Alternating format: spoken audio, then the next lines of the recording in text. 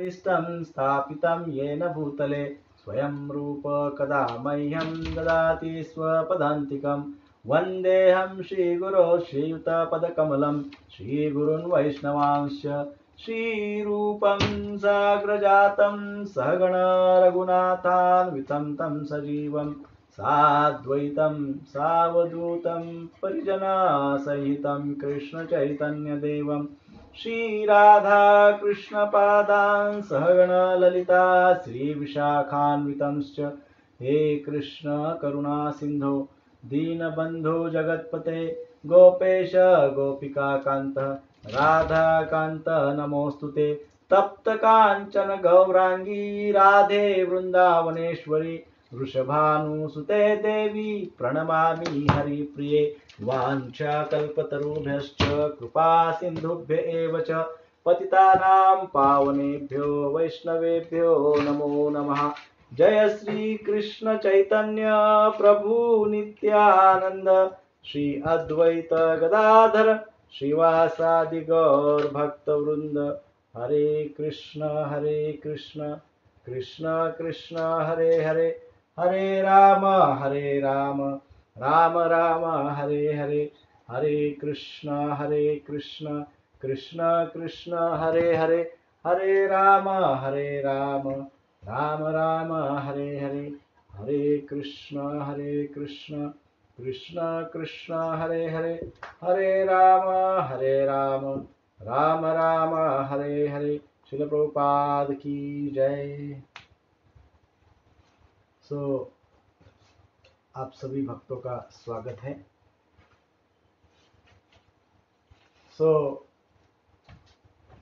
कार्तिक मास अर्थात नियम सेवा मास, भगवान के श्री चरणों में प्रार्थना करता हूँ कि आपका यह नियम सेवा मास अर्थात कार्तिक मास इस शुभ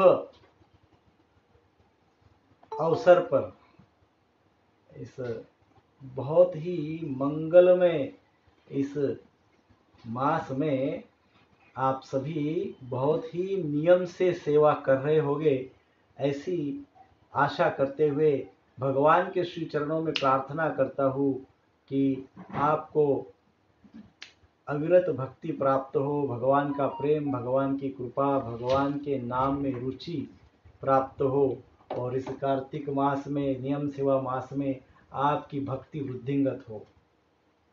आज का विषय हमने सोचा कि क्यों ना हम इस कार्तिक मास में हमने जो कुछ भी किया है भक्तिमय सेवा, विशेषकर जो भी कुछ सेवा की है, उस सेवा का रिव्यू या रिवीजन हम करें। क्या भक्ति करें, कैसे भक्ति की है, कैसे भक्ति करनी चाहिए, किस प्रकार से भक्ति हुई है। तो हम भक्तिमय सेवा के विषय में चर्चा करने का प्रयास करेंगे। आप सभी जानते हैं कि हम भक्ति मार्ग के ऊपर चल रहे हैं। ये मार्ग है, इस मार्ग के ऊपर हम चल रहे हैं। तो भक्ति मार्ग पे चलते चलते हमको कई अनुभव आते हैं, अनेकों प्रकार के अनुभव आते हैं। कभी कभी कुछ अनुभव हमारे ऐसे होते हैं जो हमको जीवन भर हमारी स्मृति बन के रह जाते हैं, मेमोरी बन के रह जाते हैं। और उस स्मृति से, उस मेमोरी से क्या होता है, हमारे जीवन में नित्य भक्ति के विषय में हमको प्रेरणा प्राप्त होती रहती है। ऐसे ही भक्ति क्या है, कैसे भक्ति की जा सकती है, भक्ति में सेवा क्या है, सेवा क्यों करनी चाहिए, भक्ति क्यों करनी चाहिए, इन सब बातों की हम संक्षेप में आज चर्चा करेंगे। तो भक्ति अर्थात क्या, सर्वोपाधि विनिर्मुक्तम तत्परत्वेन निर्मलम, सर्वोपाधि विनिर्मुक्तम तत्परत्वेन निर्मलम ऋषिकेन ऋषिकेश सेवनम, ऋषिकेन ऋषिकेश सेवनम भक्तिर उच्यते। अर्थात हमारे जो इंद्रियां है, सारे इंद्रियों को ऋषिकेश की सेवा में लगाना।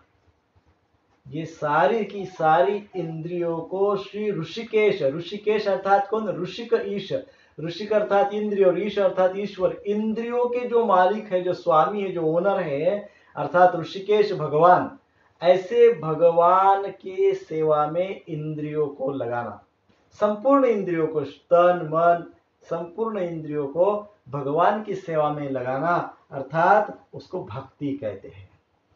तो कई बार हम यह सोचते हैं कि भक्ति का प्रमुख अंग होता है सेवा। भक्ति तो हम करते हैं, परंतु भक्ति का जो प्रमुख अंग होता है वो सेवा होता है। सेवा किस प्रकार से की जा सकती है? जैसे कि ये अभी कार्तिक मास में नियम सेवा, नियम से सेवा हम कर रहे हैं, है ना। इसको इसलिए इस मास को कहते हैं नियम सेवा मास। इसमें नियम से, विदाउट फेल, डेली नित्य नियम से हम अपनी भक्ति कर रहे हैं, सेवा कर रहे हैं। तो हम देख रहे हैं कि बहुत सभी भक्त बहुत अच्छे से नाम जप कर रहे हैं। तो नाम जप हमारे वर्तमान आचार्य कहते हैं, प्रति वर्ष हम धाम सेवा करते हैं। कार्तिक मास में धाम में यात्राओं पे जाते हैं, धाम सेवा करते हैं। तो हमारे आचार्यगण कहते हैं कि जो व्यक्ति ठीक से, नियमितता से, नियम से नाम जप करता है, उसको संपूर्ण तीर्थ यात्रा करने का फल प्राप्त होता है। तो हम देख रहे हैं, हम सब भक्तगण बहुत ही नियम से, उत्साह से, सिंसियरली नाम जप कर रहे हैं। और वो नाम जप करने से जितने भी तीर्थ स्थान है, सारे तीर्थों का तीर्थाटन, तीर्थ यात्रा करने का लाभ हमको केवल नाम जप करने से प्राप्त होता है। तो कभी मन में किसी प्रकार की भ्रांति या कहे किसी प्रकार का नैराश्य नहीं होना चाहिए कि इस बार कार्तिक में हमें कहीं जाने को नहीं हुआ, हम तीर्थ धाम सेवा कर नहीं पाए, धाम में जाने को नहीं हुआ, क्या करे।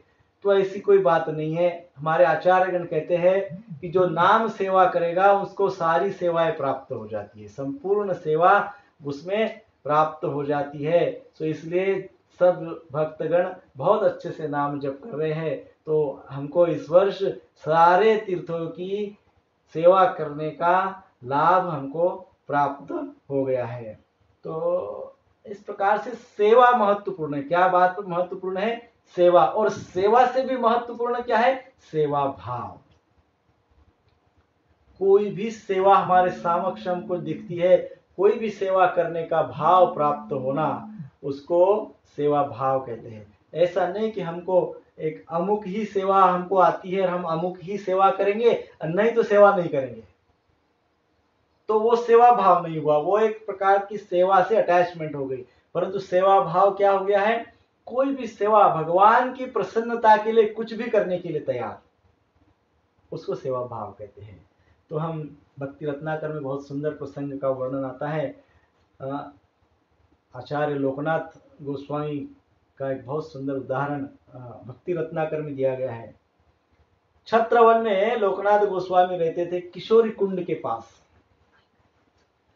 और वो भी कुंड के पास एक तमाल वृक्ष के नीचे लोकनाथ गोस्वामी वास्तव्य करते रहते थे, अपने भजन करते थे। एक बार लोकनाथ गोस्वामी राधा कृष्ण का स्मरण करने लगे, है ना। राधा कृष्ण की लीला का मन में स्मरण करने लगे, इतना स्मरण करने लगे, उनको बड़ा विरह हो रहा था राधा कृष्ण की लीलाओं से। राधा कृष्ण की लीला का उनको ध्यान था। उस लीला का ध्यान करते हुए उनके मन में एक प्रकार से राधा कृष्ण से विरह का भाव प्रकट हो गया, और इतना वो परमोच्च स्तर पे विरह का भाव प्रकट हुआ उनके हृदय में कि उनकी आंखों में अश्रु आने लगे। इस प्रकार से तो जब ये भाव उनके हृदय में प्रकट हुआ, राधा कृष्ण लीला का, उस लीला स्मरण जब उनको हुई, तो उनके मन में एक अनायासी सहज भाव प्रकट हुआ कि मैं विग्रह सेवा करना चाहता हूं, मुझे विग्रह सेवा करनी है। हाँ, उनके हृदय में भाव प्रकट हुआ विग्रह सेवा करने का। तो क्या हुआ? जब भक्त के हृदय में शुद्ध भाव से, एकदम शुद्ध अंतःकरण से भगवान की सेवा करने का भाव जब प्रकट होता है, भगवान की सेवा करने का जब भक्त के हृदय में सच्चा भाव प्रकट होता है, सिंसियर भाव प्रकट होता है, शुद्ध भाव प्रकट होता है, तो सेम ऐसा ही भाव, ऐसा ही एज इट इज वही भाव भगवान के मन में प्रकट होता है सेवा लेने का, उस भक्त से सेवा लेने का भाव प्रकट होता है। जब भक्त के मन में सेवा करने का भाव प्रकट होता है, उत्कट भाव, शुद्ध भाव प्रकट होता है, तो भगवान के मन में उस भक्त से सेवा लेने का उतना ही उत्कट भाव प्रकट हो जाता है। तो श्री कृष्ण ने फिर क्या किया, भगवान कृष्ण ने एक वनवासी का रूप लिया, हाँ, एक वृद्ध व्यक्ति का रूप लिया, वनवासी का रूप लिया, और अपने आप को विग्रह के रूप में विस्तारित किया। और उसी प्रकार से एग्जैक्टली वो किशोरी कुंड के पास तमाल वृक्ष के नीचे ही वो प्रकट हुए, और उन्होंने कहा, वो कहने लगे लोकनाथ गोस्वामी को, कहने लगे हे बाबा, मैं भी बहुत बूढ़ा हो चुका हूं, अब ये मेरे पास लाला है, ये मेरे पास विग्रह है, इन विग्रह की मैं कुछ पूजा नहीं कर सकता हूँ, इनकी आराधना नहीं कर सकता, अर्थात इनकी सेवा नहीं कर सकता हूँ, और क्योंकि मेरा उम्र हो गई है, मैं थक चुका हूँ, मैं वृद्धावस्था को प्राप्त कर चुका हूँ, तो क्या आप इस विग्रह की सेवा करेंगे? ये विग्रह मैं आपको प्रदान करता हूँ, क्या आप इस विग्रह की सेवा करेंगे? तो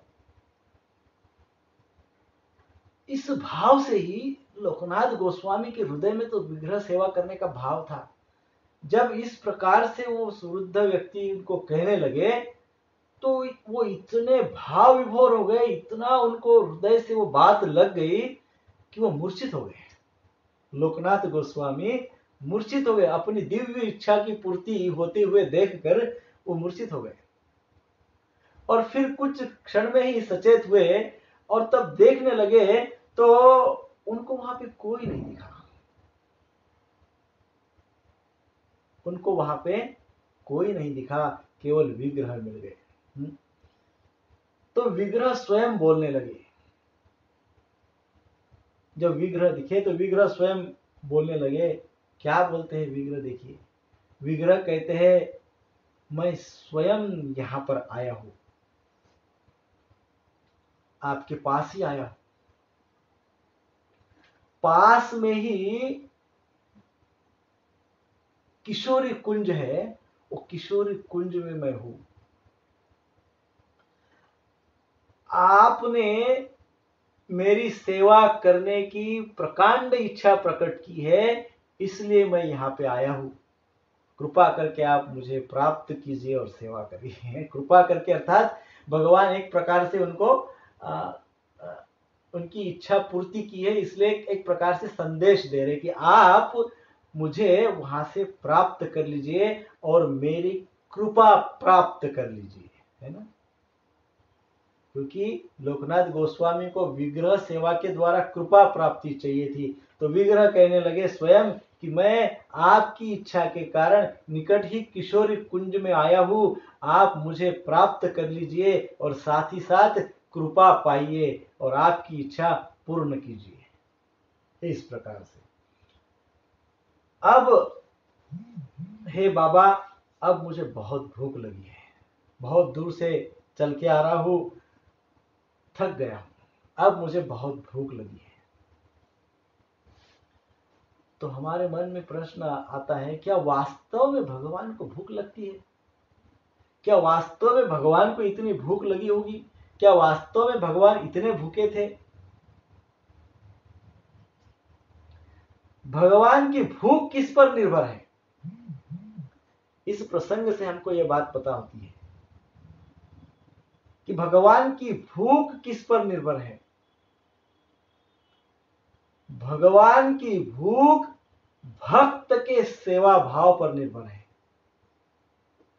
आप क्या भगवान है? यदि भगवान को भूख लगी है, इसका अर्थ है कि आपका सेवा भाव बहुत अच्छा है। आपके सेवा भाव पे भगवान की भूख निर्भर है। नहीं तो कई लोग तो ये कहते कि भगवान तो अखिल ब्रह्मांड नायक है, ईश्वर परम कृष्ण सच्चिदानंद विग्रह, अनादिरादिर गोविंद सर्व कारण कारणम। और फिर क्या है, लक्ष्मी सहस्त्र शत संभ्रम सेवे मानव, भगवान की सेवा में सहस्त्रों लक्ष्मियां हैं, उनको क्या भूख लगेगी, वही हमको खिलाने वाले हैं। ईश्वर परम कृष्ण सच्चिदानंद विग्रह, अनादिरादिर गोविंद, हम सबका भरण पोषण करने वाले वही है। अब जो हमारा भरण पोषण करते हैं उनको क्या भूख लगेगी, और उनको हम क्या खिलाएंगे, है ना। ऐसा लगता है, ऐसे बहुत लोग संसार में ऐसे सोचते हैं, बहुत सोचते हैं। कहते हैं भगवान को क्यों भोग दिखाते, भगवान को क्या जरूरत है दिखाने की। कहते हैं भगवान के लिए फैन लगाने की क्या जरूरत है, भगवान के गर्भगृह में एसी की क्या जरूरत है, भगवान के लिए लाइट की क्या जरूरत है, भगवान तो स्वयं पूर्ण है ना। नहीं, भगवान को भी भूख लगती है, लेकिन भगवान की भूख हमारे सेवा भाव पर निर्भर है ना। हमारे सेवा भाव पर भगवान की भूख निर्भर है। सो इस प्रकार से एक बार जब इस प्रकार से राधा विनोद जी लोकनाथ गोस्वामी को कहने लगे कि मुझे भूख लगी है, तो नित्य उस दिन से लोकनाथ गोस्वामी पाद रोज राधा विनोद जी के लिए स्वयं भोग बनाते थे और स्वयं भोग लगाते थे, स्वयं बना के स्वयं भगवान को भोग लगाते थे। एक दिन ऐसे ही सुबह की प्रातः पूजा करने लगे विनोद बिहारी जी की, और जब पूजा कर रहे थे तो पूजा करते वक्त तो पूजा का अर्थ क्या होता है, भगवान की पूजा करना। सबके घर में प्राय विग्रह है और सब लोग कम अधिक मात्रा में पूजा करते हैं। पूजा का क्या अर्थ है, पूजा का अर्थ क्या है, what is the meaning of puja. पूजा अर्थात 10-20 मिनट आधा पौना घंटे का सब कुछ अर्पण करना और हो गया, ऐसा नहीं। पूजा अर्थात भगवान के साथ हमारे संबंधों का अनुभूति करना, to realise our relationship with God. 20 minute के लिए आप पूजा करते हैं, what does it means, it means I am trying to realise my relationship with God. मैं भगवान के साथ अपने संबंधों का अनुभव करने का प्रयास कर रहा हूं और मेरे संबंधों को भगवान के साथ और गाढ़ा कर रहा हूं। It is a relationship. पूजा करना अर्थात संबंधों को दृढ़ करना, it's a matter of personal relationship. एकदम पर्सनल हो जाते हैं भगवान के साथ, वेरी पर्सनल हो जाते हैं पूजा करते वक्त। दैट पर्सनल रिलेशनशिप का अनुभव करना अर्थात पूजा करना। तो एक बार लोकनाथ गोस्वामी पाद पूजा कर रहे थे, पूजा में वो अपने पर्सनल रिलेशनशिप को इतना रियलाइज कर रहे थे मानो वो साक्षात राधा विनोद बिहारी जी वहां पे विराजमान है और साक्षात उनके चरणों की सेवा कर रहे, उनके रूप को निहार रहे, उनके सुंदर सच्चिदानंद विग्रह रूप को बहुत अच्छे से दर्शन कर रहे हैं। और एकदम उनके व्यक्तिगत स्तर पे वो देख रहे कि भगवान उनसे सेवा ले रहे हैं और लोकनाथ गोस्वामी पाद उनकी सेवा कर रहे हैं। ये सेवा करते करते करते समय बीत गया। उनके साथ उनके एक शिष्य, एक सेवक होते थे, शिष्य होते थे, वो देख रहे हैं कि लोकनाथ गोस्वामी पाद गुरु महाराज अभी तक पूजा ही कर रहे हैं, अभी तो भगवान के भूख का समय बीत चुका है, भगवान को भोग लगाने का समय बीत चुका है, भगवान को बहुत भूख लगी होगी, क्या किया जाए। परंतु नियम यह था कि भगवान का भोग लोकनाथ गोस्वामी पाद ही लगाएंगे, वही बनाएंगे, वही भोग अर्पण करेंगे। तो भगवान को तो बड़ी भूख लग रही थी, बहुत भूख लगी थी। चैतन्य महाप्रभु के लीला में एक प्रसंग आता है, उसमें एक श्लोक आता है। चैतन्य महाप्रभु जब भारत भ्रमण कर रहे थे, संपूर्ण दक्षिण भारत भ्रमण कर रहे थे, तो अमुक अमुक भक्तों की यहां ही जाकर वो भोग लेते थे, अमुक व्यक्ति के घर पे जाते थे और वहां पे वो भोग लेते थे। तो आचार्यगण उस प्रसंग पे वर्णन करते हैं कि चैतन्य महाप्रभु करोड़पति के घर पे जाके ही भोग लेते हैं। करोड़पति के हाथ से ही, करोड़पति के हाथ से बना हुआ भोग ही वो स्वीकार करते हैं। तो मन में प्रश्न आएगा, करोड़पति? तो करोड़पति अर्थात वो करोड़पति जो रोज करोड़ों बार भगवान के नाम का जप करता है, जो रोज, जिसके पास नाम जप का, करोड़ों नाम जप का संचय है, जिसने कमाया है, करोड़ों नाम का जप कमाया है, नाम जप सेवा जिसके पास है, ऐसे करोड़पति व्यक्ति के पास, ऐसे व्यक्ति के पास चैतन्य महाप्रभु जाके उनके हाथ से बना हुआ वो भोग वो स्वीकार करते थे, भोजन लेते थे। यही यहाँ पे जो दृष्टांत है, जो प्रसंग, लीला प्रसंग है, वही दर्शाता है कि राधा विनोद बिहारी जी लोकनाथ गोस्वामी के हाथ से ही भोग लेते थे, उनके हाथ का बना हुआ ही लेते थे, क्योंकि नित्य भगवान के नाम का जप, जो भगवान के नाम का जप करता है, भगवान उसी के हाथ का भोजन प्राप्त स्वीकार करते हैं, है ना। तो इसलिए प्रभुपाद जी हमारे क्या कहते हैं, नित्य की 4 नियमों का पालन और भगवान के नाम का जप कंपल्सरी, 16 माला जप, कम से कम 16 माला जप करना चाहिए। और अभी कार्तिक मास है, नियम सेवा मास है, तो हमने कहा था 2 माला ज्यादा कीजिए रोज, तो 18 माला कर सकते हैं कम से कम। ज्यादा से ज्यादा कितने भी कर सकते हैं, ज्यादा से ज्यादा तो 64 है ना, 128, कितने कर सकते, जितना करना है उतने कर सकते हैं, ज्यादा से ज्यादा कर सकते हैं। ज्यादा से ज्यादा हरिनाम का संचय आप कर सकते हैं, करोड़पति बन जाइए, ताकि भगवान न केवल आपसे भोग स्वीकार करे, बल्कि आपके सारी सेवाओं का, जो भी सेवाएं आप करते हैं, सारी सेवाओं का स्वीकार करें। तो इस प्रकार से जब राधा विनोद बिहारी जी ने देखा कि अब मेरे भक्त तो पूरी तरह से मेरे साथ, मेरी सेवा में तल्लीन हो गए हैं, विग्रह सेवा में तल्लीन हो गए हैं, तो विनोद बिहारी जी, भगवान कृष्ण का एक स्वभाव है, अपने भक्तों को दुखी भी नहीं होने देते हैं वो। तो उन्होंने क्या किया, राधा विनोद बिहारी जी ने स्वयं लोकनाथ गोस्वामी का रूप लिया, अपना विस्तार किया और किचन में गए और पूरा भोग बनाया, कुकिंग किया, और उतने में पूरा बना के भोग प्लेट लिया, और वहां पे जैसे पहुंचे और प्लेट रखी अपने सामने स्वयं ने, और फिर अपने रूप में विलीन हुए। उसके पश्चात लोकनाथ गोस्वामी को और वो भोग लगाकर भोग का उन्होंने स्वीकार भी किया, और फिर वो प्रसाद के रूप में वहां पे रख भी दिया किचन में। और ये सब होने के पश्चात लोकनाथ गोस्वामी अपने उस रियलाइजेशन, उस अनुभव, उस साक्षात्कार के बाहर आए, और जब उन्होंने देखा भगवान को सुंदर, उनका हृदय इतना संतुष्ट था, बहुत संतुष्ट था, बहुत आनंद में, आनंद सागर में डूबे हुए थे।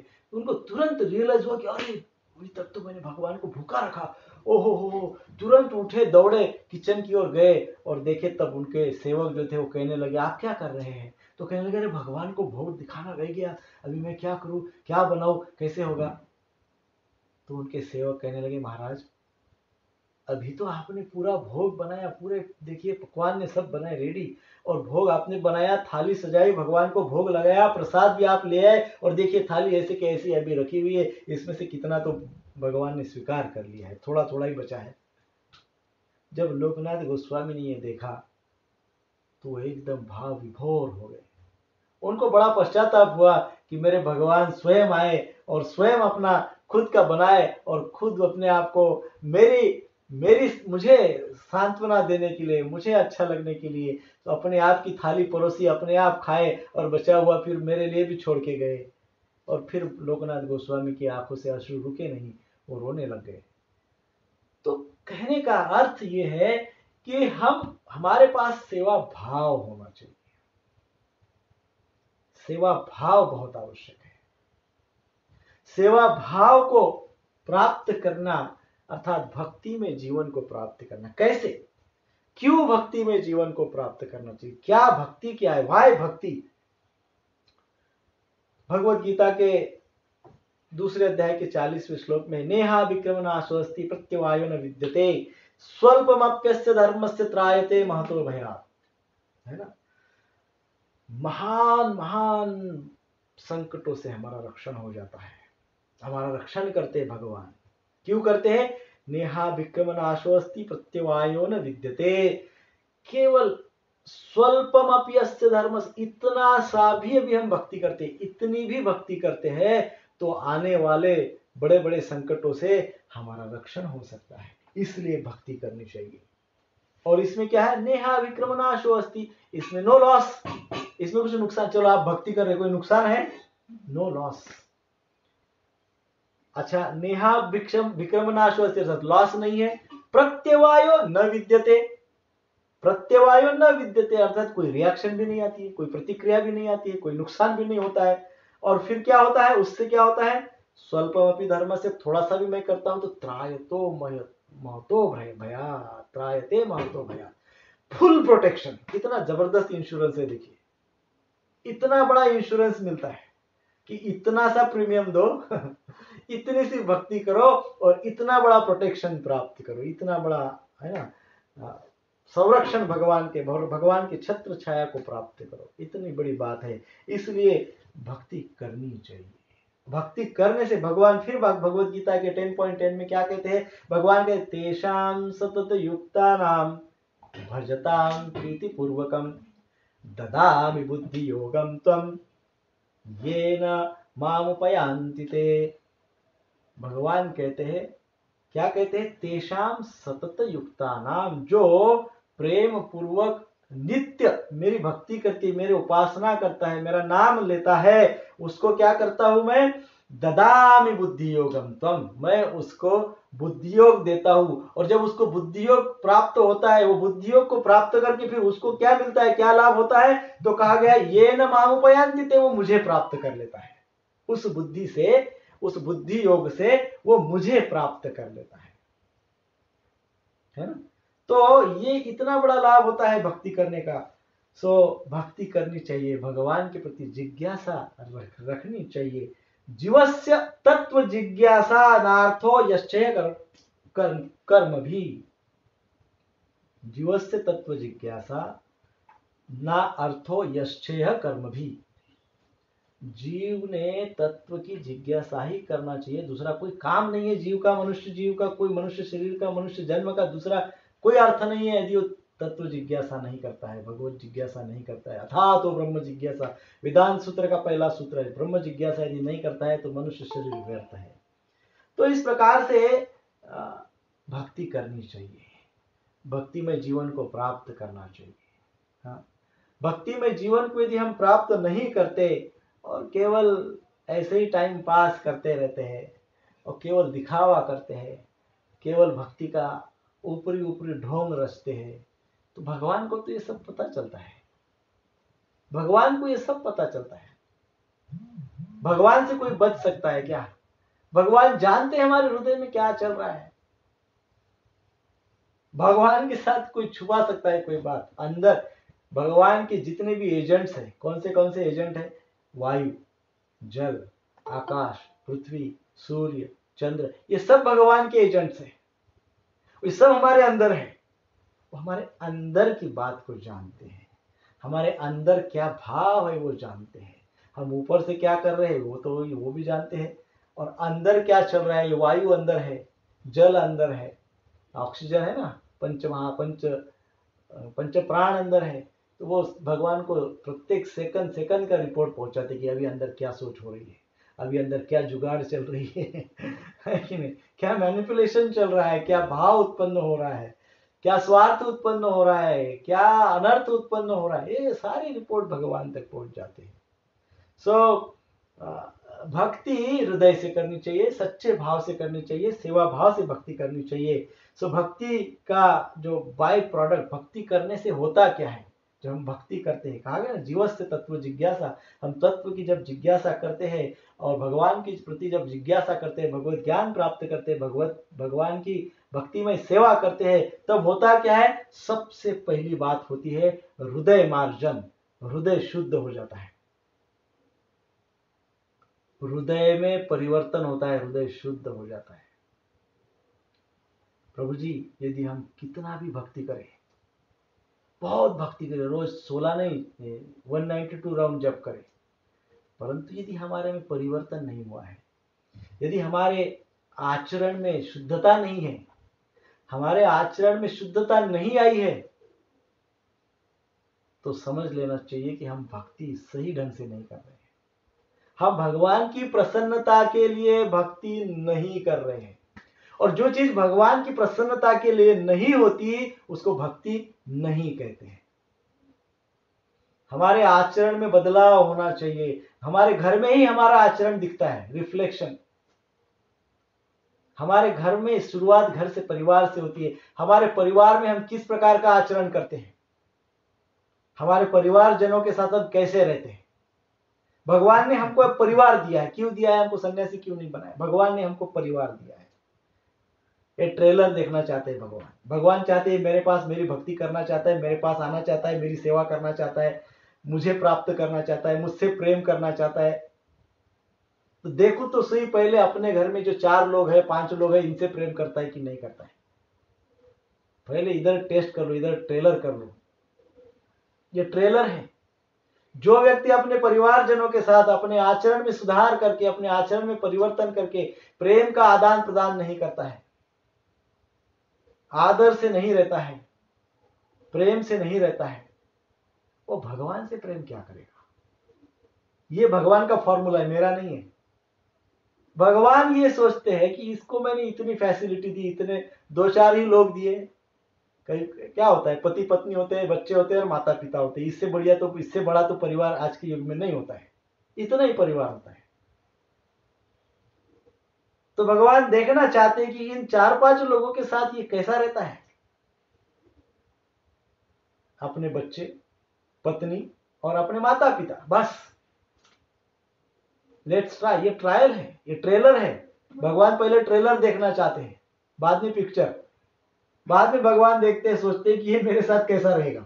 इसको इतना फैसिलिटी दिया मैंने, घर दिया इसको, आकाश, इसको वायु दिया, जल दिया, अग्नि दिया, इसको मनुष्य का शरीर दिया, शरीर को रख रखाव के लिए उसके साथ उसके आप्त स्वकीय एक परिवार दे दिया। इतना देकर भी ये कुछ नहीं कर सकता है यदि अपने आचरण में बदल नहीं ला सकता है, प्रेम का आदान प्रदान नहीं कर सकता है, संबंधों को दृढ़ नहीं बना सकता है, तो ये मेरे साथ क्या, मैं तो कुछ भी नहीं थी, मैं तो परीक्षा लेता हूं। तो जो कुछ मैं परीक्षा लेता हूं, यदि मैं परीक्षा ले लिया तो ये तो मेरे से दूर भाग जाएगा।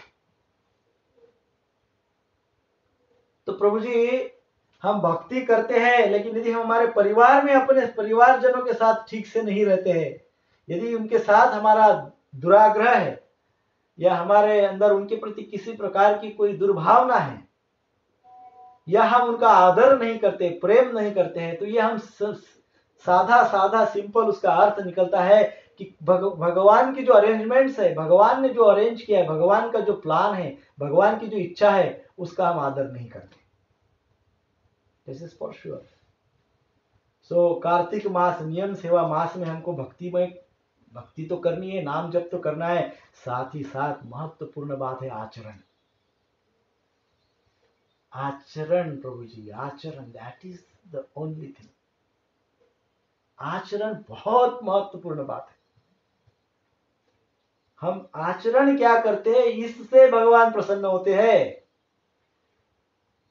हम बोल वचन क्या करते हैं, इससे भगवान कभी प्रसन्न नहीं होते हैं। हम आचरण क्या करते हैं, इससे भगवान प्रसन्न होते हैं। हम सबके साथ कैसा बर्ताव करते हैं, इससे भगवान प्रसन्न होते हैं। बोल वचन से नहीं, मैनिपुलेशन से नहीं, एडजस्टमेंट से नहीं, जुगाड़ से नहीं, कुछ नहीं चलता है भक्ति में। ओनली आचरण, ओनली शुद्ध हृदय का भाव, हृदय का अंतःकरण, योर बिहेवियर, वही महत्वपूर्ण है। सो हृदय मार्जन होता है, अर्थात क्या होता है प्रभु जी? कई बार हम कहते हैं हृदय मार्जन, हृदय शुद्ध हो गया। कैसे शुद्ध हो गया? जब हम ये देखते हैं कि इस व्यक्ति के हृदय में किसी के प्रति कोई दुर्भावना नहीं है, विशेषकर अपने स्वयं के जो नाते संबंध है, रिलेशनशिप्स है, उसमें नहीं है, फिर पड़ोसियों के प्रति, फिर समाज के प्रति, फिर व्यापक हो जाता है, व्यापक होते जाता है। सर्वप्रथम तो हमारे हृदय में हमारे परिवार के प्रति, हमारे स्वजनों के प्रति कोई दुर्भावना नहीं होती है, फिर वो विचार व्यापक हो जाता है। फिर जो हमारे स्वजन नहीं है, जो भी इन जनरल जीवात्माएं हैं, उन जीवात्माओं के प्रति हमारे हृदय में प्रेम भाव जागृत हो जाता है और व्यापक होते जाता है, व्यापक होते जाता है प्रेम भाव। और इस प्रकार से हृदय और शुद्ध और शुद्ध और शुद्ध होते जाता है, भक्ति और व्यापक होते जाती है और विस्तृत होते जाती है, और भगवान को वही प्रिय है। जो व्यक्ति व्यापक विचार करता है वो व्यक्ति भगवान को प्रिय है। जो व्यक्ति स्वयं का या अकेले का विचार करता है वो व्यक्ति भगवान को प्रिय नहीं है। तो इस प्रकार से हृदय शुद्ध हो जाता है, मन स्थिर हो जाता है, स्टेबल माइंड, मन स्थिर हो जाता है। और जब हृदय शुद्ध होगा, मन स्थिर होगा, तो सारे शत्रुओं का नाश, विशेषकर जो काम, क्रोध, लोभ, मोह, मद, मत्सर, भय, ये जो है सब नष्ट हो जाते हैं और व्यक्ति जन्म मृत्यु के चक्र से मुक्ति की ओर बढ़ते रहता है और फिर वो मुक्त हो जाता है, निर्भय हो जाता है, प्रेमी हो जाता है, भगवान के प्रेम को प्राप्त करता है। जब जिसके पास भगवान का प्रेम है उसको परम शांति प्राप्त होती है, उसको परम शांति प्राप्त होती है। भगवत प्रेम जिसके पास है उसको परम शांति प्राप्त होती है, जो इस संसार में कहीं पे भी नहीं मिलती है। आप कुछ भी कार्यकलाप कीजिए, परम शांति नहीं प्राप्त होती है। वो परम शांति भक्ति में जीवन से प्राप्त होती है, अपने शुद्ध भाव से, शुद्ध सेवा भाव से वो शांति हमको प्राप्त होती है और फिर भगवान का दर्शन होता है। श्रीमद् भागवतम के 11वें स्कंद में यह श्लोक है 11.20.20, प्रोक्तेन भक्ति योगेन भजतो मां सुकृतो मुने कामा हृदय नश्यन्ति सर्वे मयि हृदि स्थिते। सर्वे मयि हृदि स्थिते, सब जो प्रेम भाव है सबके प्रति वो हृदय में स्थित हो जाता है। और फिर नष्ट क्या हो जाता है? तो कहते हैं प्रोक्तेन भक्ति योगेन, भक्ति योग के प्राप्ति से भजते माम सुकृत मुने, ऐसे व्यक्ति जो सुकृति के कारण मेरा भजन करते हैं, मेरी भक्ति करती है, क्योंकि उनकी पूर्व सुकृति होती है।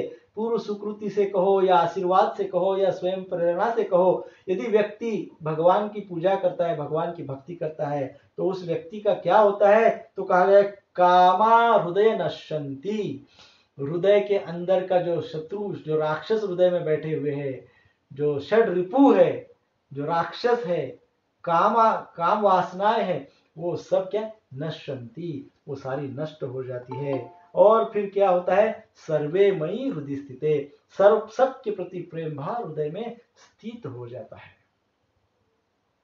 ना। तो इस प्रकार से व्यक्ति भगवान का प्रेम प्राप्त करता है, हृदय को शुद्ध कर देता है और परम शांति को प्राप्त कर लेता है। सो इसलिए भक्ति करना चाहिए। और हम भक्ति कर रहे हैं कि नहीं कर रहे हैं तब पता चलता है जब हमारा आचरण ठीक होता है।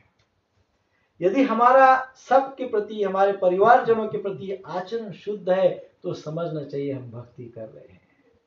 हमारा आचरण बिगड़ा हुआ है और हम हजारों मालाएं रोज जप कर रहे हैं, इसका अर्थ है हम भक्ति, भगवान की प्रसन्नता के लिए जप नहीं कर रहे हैं, स्वार्थी की सिद्धि के लिए हम जप कर रहे हैं। और स्वार्थ सिद्धि के लिए जप या तपस्या या भक्ति करना, ये तो राक्षसों का काम है। आपको पता है हिरण्यकश्यप ने कितनी भक्ति की थी, है कि नहीं? हिरण्यकश्यप ने प्रचंड भक्ति, बहुत साधना तपस्या की थी, लेकिन उसका उद्देश्य भगवान की प्रसन्नता नहीं था। कंस ने कितनी तपस्या की थी, परंतु उद्देश्य भगवान की प्रसन्नता नहीं था। रावण ने कितनी तपस्या की थी, प्रचंड तपस्या की थी, परंतु भगवान की प्रसन्नता यह उद्देश्य नहीं था। ऐसे यदि हम बहुत सारी तपस्या करते हैं, भगवान की प्रसन्नता ये उद्देश्य न होकर कोई स्वार्थ से प्रेरित भाव है या किसी प्रकार का कोई अनर्थ हृदय में है, तो वो तो राक्षसी प्रवृत्ति हो गई। तो भाव ये होना चाहिए कि हे भगवान, मैं आपको आपकी प्रसन्नता के लिए नाम जप सेवा कर रहा हूं, कृपा करके इसका स्वीकार करना, और ऐसे उस भाव से जप करना, और मन में किसी के भी प्रति अनर्थ नहीं रखना, घर में किसी के भी प्रति तू मैं नहीं करना। कई बार हम देखते हैं सांसारिक जीवन में ऐसे ऐसे भी उदाहरण हमारे पास पूर्व में आए हैं, अभी कई वर्षों से हम देखते हैं कई ऐसे उदाहरण आए हैं कि कोई अमुक व्यक्ति घर में जप करता है बहुत अच्छा, तो वो दूसरे व्यक्ति को बड़ा कम लेखता है और उसके कारण कम आंकता है, और उसके कारण झगड़े हो जाते हैं घर में। मैं तो जप कर रहा हूं, मैं। या कोई अमुक व्यक्ति ऐसा होता है जो रोज मंदिर जाता है, दूसरी व्यक्ति, जैसे मान लो पत्नी रोज मंदिर जाती है और पति नहीं जाता है, तो पत्नी आके रोज उनको ताने मारेगी, और पति रोज मान लो जप करता है, पत्नी नहीं करती है, तो पति अपने उनको रोज ताने, अर्थात ये सारा ताने मारने का जो प्रकार है ये अनर्थ है, ये भक्ति नहीं है। सो ये भक्ति is a personal relationship with Krishna. दूसरों के साथ तुलना करने के लिए भक्ति नहीं है, पर्सनली भगवान को प्रसन्न करने के लिए भक्ति है। हमने ऐसे कई उदाहरण देखे जो लोग भक्ति का उपयोग करके आपस में झगड़ते हैं। This is not good, this is अनर्थ, अपराध है, ये भयंकर अपराध है। सो वो सब न करे, घर में बहुत प्रेम से रहे सबके साथ, क्योंकि यही सारी फैसिलिटी भगवान ने हमको दी है, केवल वो भगवान देख रहे हैं कि अभी इसका उपयोग आप कैसा करते हैं। असंतुष्टि है, घर में कलह कर रहे हैं, घर में लड़ाई झगड़े कर रहे हैं, और फिर भगवान के नाम का जप कर रहे हैं, तो भगवान इससे कतई प्रसन्न नहीं होंगे। भगवान थोड़ी ना आपके घर में कलह देखना चाहते हैं, भगवान थोड़ी ना हमारे घर में झगड़े देखना चाहते हैं, भगवान थोड़ी ना हमारे घर में किसी भी प्रकार का विशिष्ट देखना चाहते हैं। हम वो कर रहे हैं और उधर भगवान का नाम ले रहे हैं, तो भगवान को कतई भगवान इससे प्रसन्न नहीं होंगे। तो इसलिए मैं ये विषय इसलिए बता रहा हूं क्योंकि महत्वपूर्ण बात है आचरण। अब कार्तिक नियम सेवा मास के 25 दिन लगभग निकल चुके हैं, केवल 4-5-7 दिन जो भी बचे हैं, 7-8 दिन, 3 हफ्ते निकल गए, 1 हफ्ता बचा हुआ है। अब ये 1 हफ्ता आचरण की प्रैक्टिस कीजिए। ये 1 वीक, दिस 1 वीक आचरण की प्रैक्टिस कीजिए।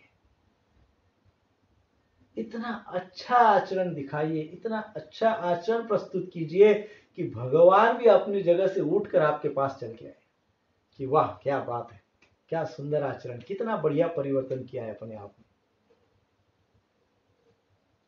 आचरण में भी परिवर्तन होना चाहिए। सो इस प्रकार से भक्ति से लाभ तो बड़े हैं, थोड़ी सी करो बहुत लाभ होता है, भगवान कहते मैं ही प्राप्त हो, मुझे ही प्राप्त कर लेते हैं, बहुत सारी बातें हैं।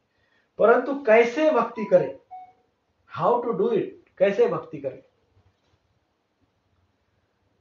उत्साह निश्चय धैर्य तत्कर्म प्रवर्तनात् संग त्यागा सतो वृत्ति षड्भिर्भक्ति प्रसिद्धति। कैसे करें, तो कहा गया उत्साह बनाए रखें, है ना, उत्साह से करें। सुबह उठे, मेरी तो नींद नहीं खुल रही है, अभी उठना पड़ रहा है, क्या करूं, जाने दो, अभी उठता हूँ भाई, करता हूँ। उठा है रोते रोते, उस चेहरा देख के भगवान परेशान रहे, क्या रो रहा है ये सुबह सुबह। हाँ, उत्साह नहीं है ना। उत्साही जीवन होना चाहिए। उत्साह कहाँ कैसे प्राप्त होता है, उत्साह अनेक बातें हैं, उत्साह प्राप्त करें। प्रमुख बात हम क्या खाते हैं। उत्साह एक शक्ति है, इट्स एनर्जी, इट्स शक्ति।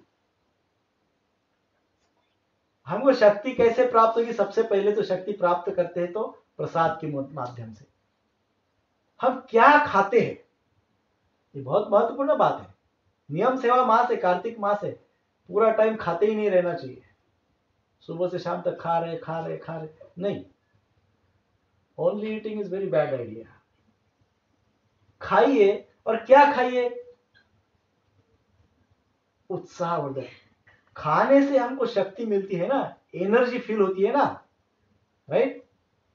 खाने के बाद यदि हमको नींद आ रही है तो समझना चाहिए कुछ तो गड़बड़ी है। खाने के बाद क्या होना चाहिए?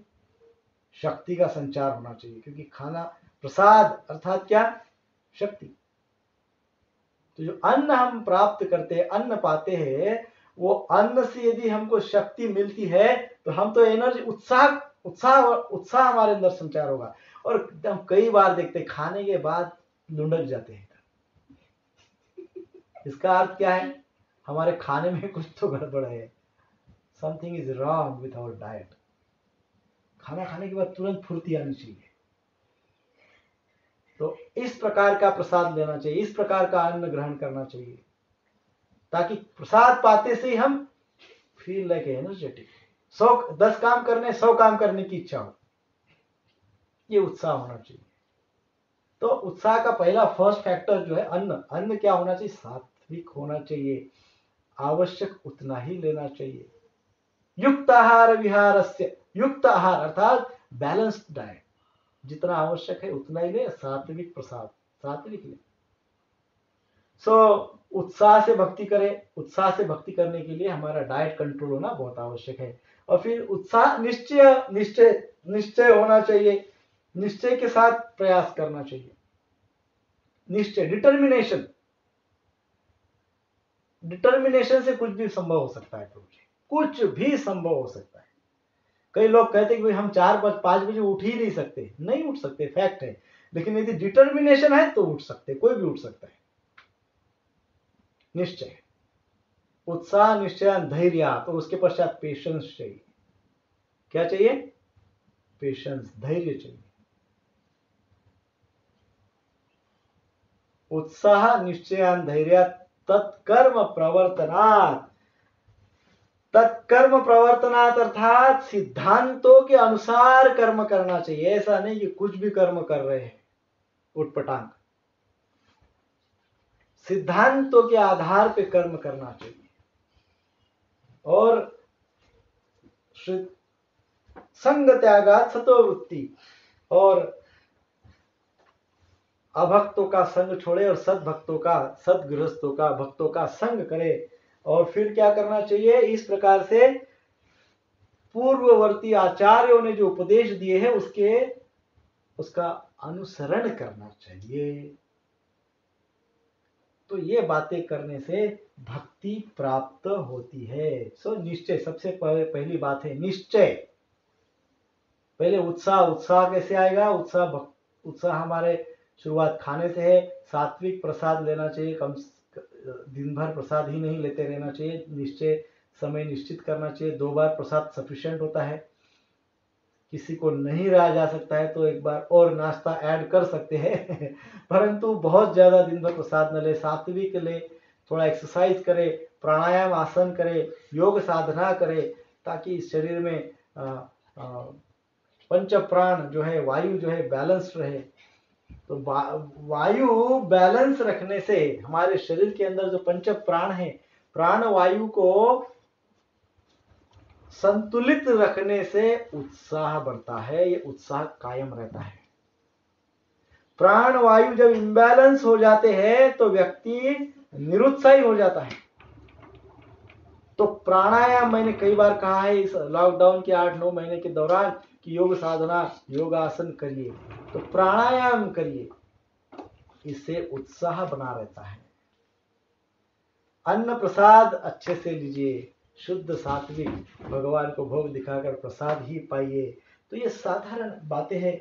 इसको हमने, इन बातों को ABCD में डाल दिया है। इसको हमने रिप्रेजेंट किया है ABCD में। ए अर्थात क्या? ए अर्थात एटीट्यूड। एटीट्यूड अर्थात क्या? उत्साह, निश्चय और धैर्य। हमारा एटीट्यूड कैसा होना चाहिए? हमारे अंदर उत्साह होना चाहिए, हमारे अंदर एंथुसियाज्म होना चाहिए, हमारे अंदर डिटर्मिनेशन होना चाहिए, और हमारे अंदर पेशेंस होना चाहिए। That is for a, attitude. उत्साह, निश्चय, धैर्य इज आवर एटीट्यूड। बी, संग त्यागात्। संग त्यागात् अर्थात कुसंग से दूर रहे, कुसंग से दूर रहे, ये हमारी बिहेवियर होनी चाहिए। कुसंग से दूर रहना, ये हमारी बिहेवियर होनी चाहिए। That is for B for behaviour. और सी क्या है? तत्कर्म। तत्कर्म अर्थात सिद्धांतों के आधार पे कर्म करना, ये हमारा कैरेक्टर होना चाहिए। हमारा कैरेक्टर क्या होना चाहिए? सिद्धांतों के आधार पे कर्म करना, ये हमारा कैरेक्टर होना चाहिए, अर्थात तत्कर्म। और फिर क्या कहा गया है? सतोवृत्ति। सतोवृत्ति अर्थात हमारा भाव, सद्गुण, सतोवृत्ति। हमारी वृत्ति कैसी होनी चाहिए? सत पे आधारित होनी चाहिए, सत्संग के प्रति आकृष्ट होना चाहिए, और यही हमारे जीवन की डायरेक्शन होनी चाहिए। D for direction, A for attitude, B for behavior, C for character and D for direction। और इस चारों बातें उत्साह, निश्चय, धैर्य, तत्कर्म, प्रवर्तना, संग त्यागा, सतोवृत्ति, इस संपूर्ण श्लोक में ये ABCD हमको प्राप्त होती है। और जब ये हम करते हैं, इस प्रकार से जब हम करते हैं, तो हमको भक्ति प्राप्त हो जाती है। यही मार्ग है भक्ति को प्राप्त करने का। व्यक्ति जब तक निश्चय नहीं करता, जब तक व्यक्ति निश्चयात्मा नहीं होता है, तब तक व्यक्ति संशयात्मा बना रहता है। जब तक निश्चय नहीं करते, दृढ़ निश्चय नहीं करते, डिटर्मिनेशन नहीं करते हैं, तब तक हमारे अंदर संशय बना रहता है। इसलिए जब तक निश्चयात्मा नहीं रहता है, तब तक संशयात्मा रहता है, और संशयात्मा विनश्यति, भगवान कहते हैं। संशयिक व्यक्ति का नाश निश्चित है। तो भक्ति पे संशय, भगवान पे संशय, भक्तों पे संशय, ये क्रिएशन पे संशय, ब्रह्मांड पे संशय, ब्रह्म पे संशय, सब पे संशय, तो दैट इज, ये लक्षण है किसका? विनश्यति, विध्वंस का लक्षण है। ये विध्वंस का लक्षण है। तो हमने शुरू किया था कि भक्तिमय जीवन को प्राप्त करने के लिए कुछ बातें करनी है। वो बातें अर्थात क्या? ठीक से डाइट लो, ठीक से अपने प्राण वायु को संतुलित रखो, उत्साह रखो, डिटर्मिनेशन रखो, उत्साह, निश्चय, धैर्य, पेशेंस रखो, सत्संग करो, कुसंग को त्यागो, आचार्य के आदेशों का पालन करो। इस प्रकार के से अपने जीवन में जिज्ञासा करो, आध्यात्मिक जिज्ञासा करो, और इन सब बातों को आचरण में लाओ। Very most important, the most important thing is application, आचरण, है ना? हरे कृष्ण कृष्ण कृष्ण हरे हरे, हरे राम राम राम हरे हरे। श्रील प्रभुपाद की जय।